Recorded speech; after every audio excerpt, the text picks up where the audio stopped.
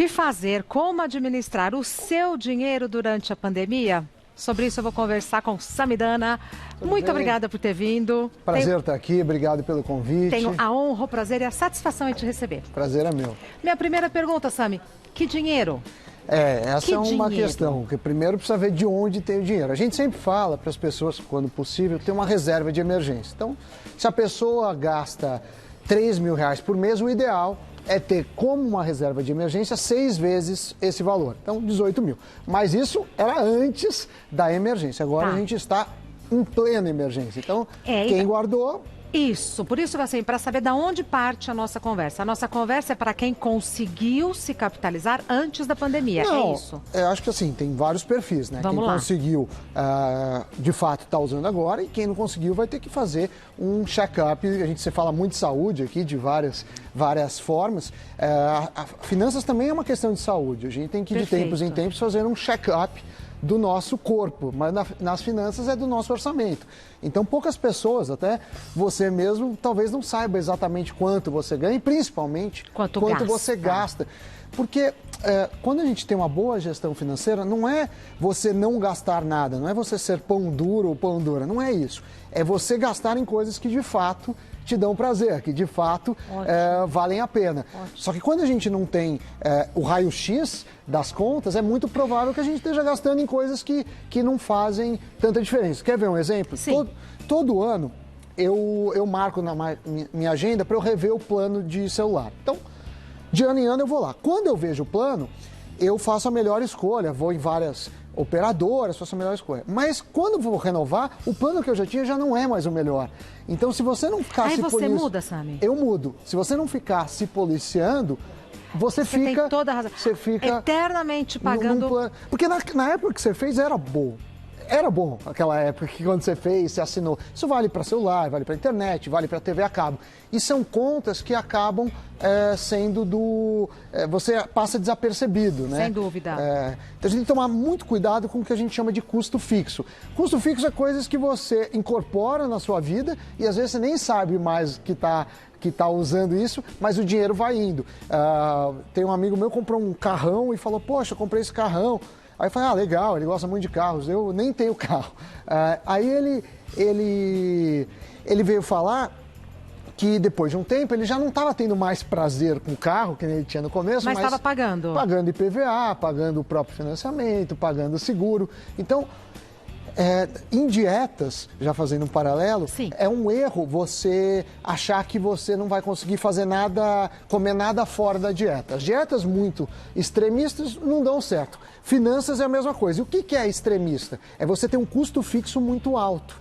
O ideal é você ter margem de manobra. Então, quer dizer, você precisa de tantas calorias, se você começar o dia de 2.000 calorias já com 1.800, vai ter pouca margem. Então, a ideia é cortar o custo fixo. Ninguém vive sem um dia ir num happy hour quando acabar a pandemia, ou fazer alguma compra de uma roupa ou de um item aparentemente supérfluo. Mas o custo fixo é o grande erro e não o variável. Que coisa interessante. E é isso mesmo, que a gente incorpora quando vê, tá pagando, sem fazer sentido pagar essa conta. Beleza. E sem o prazer disso também, né? Tá. Bom, então como administrar o dinheiro em tempos de pandemia? Então, começamos fazendo essa revisão. Essa revisão e principalmente em custos fixos, né? Que é, assim, acho que você tem que se questionar as coisas que você precisa. O ser humano muda muito, se adapta muito. Então, coisas que eram extremamente necessárias, como telefone, tá vendo aí um telefone de linha, de gancho hoje já não são. Mesmo hoje em dia, TV a cabo, tem gente que fala, poxa, com a TV aberta, mais algum serviço de streaming. Então, são esses pequenos custos que precisam ser checados e ver se vale a pena, porque na vida, Regina, a questão é renúncias e escolhas. É muito fácil, a gente fala assim, você quer escolher onde você vai comer, a roupa que você vai vestir, você quer escolher tudo, mas cada escolha é uma renúncia. Por exemplo, eu estar aqui agora, eu estou renunciando em fazer outra coisa, e você também. E a gente tem dificuldade em renunciar. Para o nosso cérebro, escolher é bom, renunciar é difícil. Mas às vezes você fala assim, olha, eu vou comprar esse aparelho celular, eu estou renunciando uma viagem que eu faria com a minha família, eu estou renunciando uma compra de várias roupas. Não sou eu que vou dizer o que dá mais prazer. Mas o que você não pode achar é que você vai escolher tudo sem renunciar a nada. Então, não me diga as escolhas que você quer, me diga as renúncias que você vai fazer. Tá. E isso eu acho que desde criança dá para fazer. Então, a pandemia é um pouco isso. É você fazer melhores escolhas e saber exatamente o que está renunciando. Renúncia é ruim, mas é preciso, seja por uma questão de tempo, seja por uma questão de financeira ou até questão de saúde. Você tem que renunciar a algumas coisas. Vamos responder o pessoal de casa? Bora. Então, bora lá. Começando com a pergunta da Adriana. Tenho 2 filhos de 9 e 7 anos e te pergunto como conversar com as crianças que as coisas aqui em casa mudaram financeiramente.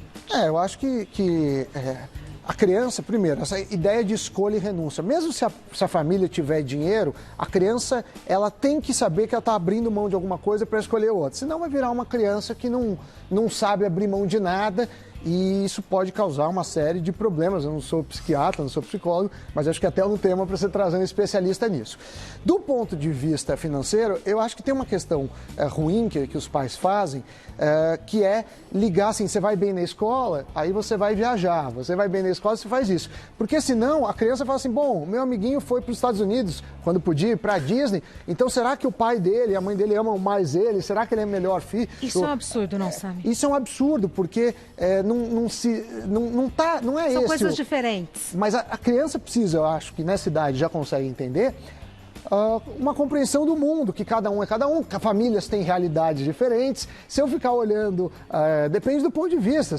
A gente, por exemplo, comparar hoje, a gente tem uma vida, seja em expectativa de vida, seja em diversidade de alimentos, entretenimento, muito melhor do que um rei do século XII. Mas a gente não se sente isso. Quem está olhando lá a Anitta, o Neymar. Então, acho que você tem que ser uma versão sua melhor e não ter essas comparações. E as crianças também têm que entender que cada um tem uma realidade, cada casa funciona de outra coisa e principalmente, que é um argumento de venda muito comum, seu filho merece ou sua filha merece. Nem sempre se trata de merecimento. A maioria das vezes se trata de possibilidade. Conheço um monte de gente.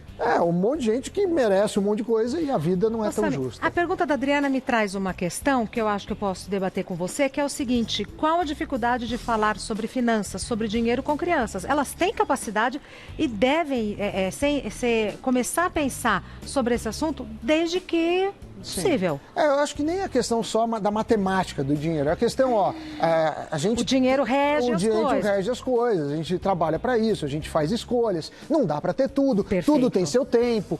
Porque isso cria na criança uma questão de escolha que não pode ter tudo, então vai evitar ela ser uma criança frustrada quando ficar mais velho, ou um adolescente frustrado, e também começa a preparar ela para o mundo como ele é. O mundo não é absolutamente justo, o mundo vai ter crianças que são legais, outras não, então eu acho que essa ponderação é muito válida para os pais.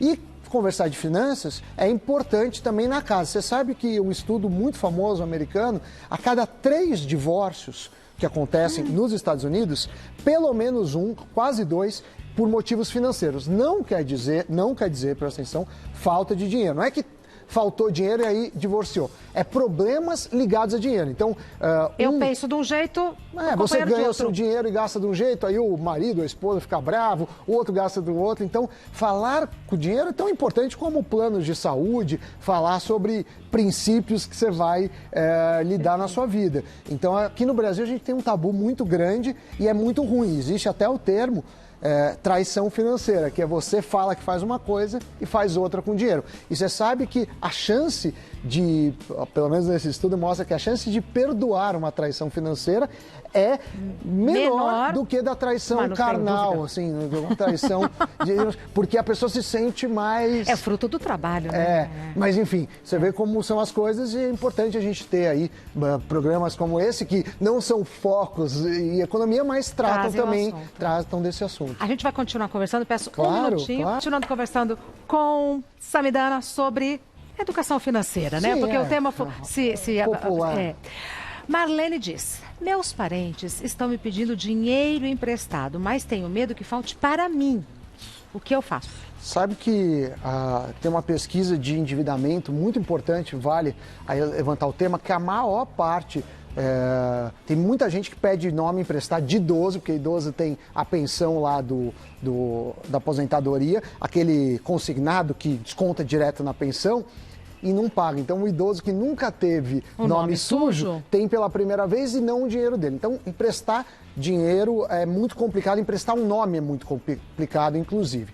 Agora, o que eu faço na minha vida? Eu prefiro doar, quando eu vejo uma situação, do que emprestar. Porque quando você empresta, você fica com um vínculo, se a pessoa te paga, você fica meio obrigado a emprestar de novo, e se a pessoa não paga, às vezes acaba até o relacionamento, seja isso. Então, o que eu vejo assim, a pessoa que tem possibilidade doa, senão eu acho que é Você acha que é melhor não emprestar? Eu acho que é melhor não emprestar. Eu acho que as pessoas têm... Não posso. As pessoas têm funções, né? Eu acho que tem instituições financeiras, tem bancos, tem que olhar isso, né? Porque senão fica complicado, né? Porque ela não fala um pouco se ela é casada, se tem filhos ou não, mas às vezes você também está preocupado com a sua própria família. E normalmente a pessoa que está te pedindo emprestado já esgotou o rol ali, né, dela? Olha, eu prefiro doar. Se eu vejo uma... E você fala que é uma doação, Sami? Você fala, olha, que é para não ter uma segunda vez. Exatamente, porque aí você tira. Mas como é que você fala? Como é que você fala? Eu falo, olha, eu sei que você está precisando disso, então eu prefiro te dar esse dinheiro para ajudar, porque toda vez que as pessoas emprestam, criam alguns problemas que eu não quero ter com você. E as pessoas entendem. Então deixa claro. Deixa claro. Eu sou sempre a favor de um papo franco, assim, as pessoas entendem. E também acho que cada um faz o que pode, né? Eu não acho que a Marlene tem obrigação de emprestar, né? No caso de eu não dispor desse dinheiro, ou se eu simplesmente não quiser emprestar, falo claramente? Acho que fala claramente. Olha, eu não tenho condições de emprestar agora, porque eu estou com várias... Vem aí, a gente outras não sabe demandas. O tamanho do inverno que virá pela frente financeiramente, eu tenho outras demandas, eu tenho filho, então nesse momento eu não posso. É melhor falar não uma vez do que fazer isso. E já vi muitos casos também, Regina, que a pessoa empresta, só que um dia que ela resolve não emprestar, ela é vista como um inimigo mortal. Então, quer dizer, as pessoas têm mais raiva da pessoa que emprestou e parou de emprestar do que a pessoa que nunca emprestou.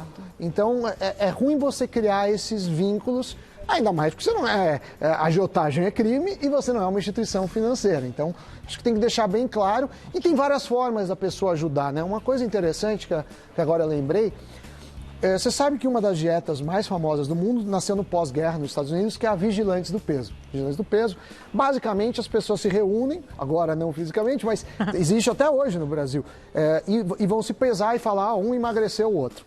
O que a gente descobriu em finanças? Eu trabalho um pouco com finanças comportamentais, a parte que eu chamo de psiconomia, que é a parte irracional do ser humano. Perfeito. Quando a gente tem que prestar conta para alguém, a gente fica com vergonha de fazer as coisas erradas. Então, a questão do vigilante do peso não todo mundo está mais ou menos no mesmo barco. Todos Mas você quer fazer obesos, bonito. Quer fazer bonito. Então, se você tiver um amigo, uma amiga, parente, chefe, filho, qualquer pessoa que você tenha que fazer, olha, então, Regina, toda quarta-feira, amanhã, vamos começar um plano. Você vai me falar o que você fez para melhorar suas finanças. Só o que você fez. Só ter essa balança, que é uma data que você tem que se medir, já cria uma responsabilidade. Ninguém quer falar assim, eu não fiz nada. Ou eu perdi. Ou eu perdi, ou eu me comprometi. Você sabe que vários médicos, né, tentando fazer essa ponte com o corpo, com beleza, com a estética, a saúde, vários médicos, eu estava vendo antes de mim, a endócrino, vários médicos, o paciente, quando ele não segue o médico, ele engordou, ele cancela a consulta com o endócrino. Para não ir lá passar carão. O que não tem senso nenhum, porque você vai, o médico que é para te ajudar a emagrecer, e você não conseguiu, você cancela o médico. Mas isso acontece. Então, crie compromissos de prestação de contas. E tem que ser com alguém, não vale comigo mesma. Não, porque você vai se sabotar. Isso vai fazer a diferença se eu tiver alguém. Pode ser qualquer uma pessoa, pode ser um desconhecido, pode ser. O problema é ter o compromisso. Tá. Truques. Muitos truques pra gente cuidar melhor das nossas finanças. Não é fácil. Suado, dinheirinho. Olha aqui, olha. Vou te sugerir o livro do Samidana. Onde eu acho esse livro? Olha, esse livro foi de Virtualmente 2017, agora a gente está lançando um outro, mas não tem ainda para trazer. Esse chama Pode Não Ser o que Parece, é do selo Objetivo, que é um selo da Companhia das Letras, e ele fala um pouco de o que nos faz feliz, quantos amigos ter. Ele não fala de dinheiro, mas fala um pouco da economia no sentido de ciências, uma ciência humana aplicada, né? Uma ciência social aplicada. Fala de comportamento. Fala de comportamento, e esse novo que sai esse ano chama Irracionalmente Humano, porque a gente é irracional. A hora que você decidiu com quem você vai casar, com quem você vai ter filho ou não, não é uma planilha que você faz e que fala, olha, eu vou pegar todas... Por A mais B vai ser assim. Essa é a mulher ideal. Não, então a gente tem que entender essa irracionalidade humana para fazer as escolhas. Porque se você quiser ser toda hora racional, 100% racional, você vai ser um psicopata pela definição. Pela definição, porque não é humano. E também queria aproveitar, ele que é super fã de você, o Doni Denucci, eu estou lá com ele, o Doni estava na Globo, saiu da Globo, a gente montou um site chamado investnews.com.br, dicas de finanças e economia diário. Pra gente entender. De graça, não tem custo nenhum, vai lá, investnews.com.br, e aí tem no YouTube tem canal, no Twitter tem canal, mas o site oficial é esse. Ele tá bem? Ele passou por uma cirurgia, ele tá bem? Ele tá bem, ele sempre teve dores nas costas, mas se agravou aí num ponto que ele teve que mas tá tudo bem. Manda um beijo pra ele. Ele deve estar assistindo, então mas depois a gente traz ele aqui, porque... O dia que você quiser. Não, vocês que mandam, eu vou ficar assistindo de carteirinha. Eu vou dar o site do Samidana, que é samidana.com.br. Sami, S-A-M-Y. Dana, do jeito que a gente fala, D-A-N-A. samidana.com.br. E o site que ele falou da Invest News é investnews.com.br. Tem o Instagram também do Sami, que é Samidana Oficial. Coloca Samidana, chega nele. Muito obrigado. Prazer é todo meu. Obrigada por ter vindo, Espero voltar em breve também. E de preferência aí com notícias melhores da economia. Mas enquanto esse momento não chega, a gente vai tocando do jeito que dá, né, Sami? A gente faz o que pode. Exatamente. Um beijo gigante, até a próxima.